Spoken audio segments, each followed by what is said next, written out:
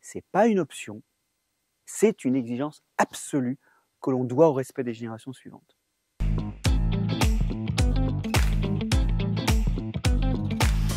Le zéro artificialisation nette, c'est un morceau de la loi résilience. C'est donc un texte de loi qui vient de la consultation citoyenne et qui vise à arrêter l'artificialisation des terres en 2050 avec un objectif de demi-freinage en 2032. Et l'idée, c'est que ça répond à un impératif. Depuis les années 70, en 50 ans, nous avons artificialisé 10% de la surface agricole de France. C'est-à-dire on a artificialisé l'équivalent de PACA. Chaque heure, c'est 5 terrains de football qui sont artificialisés. Et chaque année, nous perdons la production alimentaire d'une ville nécessaire à nourrir une ville comme Le Havre.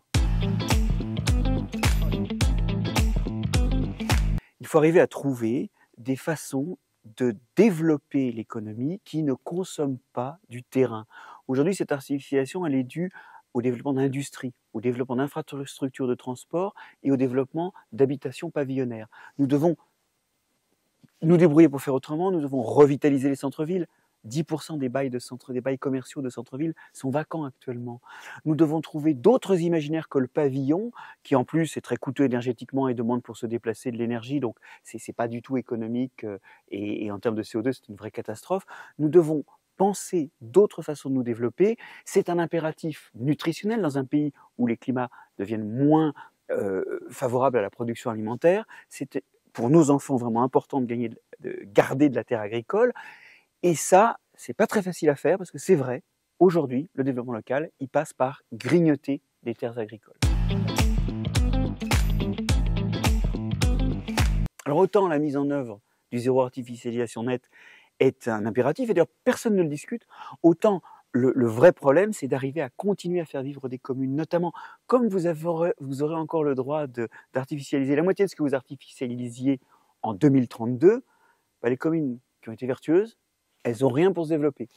Celles qui ont bouffé du terrain, comme cet infâme Grand Paris, qui est en train de recouvrir les terres les plus fertiles d'Europe, celles-là, ces communes et ces groupes de communes qui auront déjà vraiment artificialisé massivement, elles pourront continuer.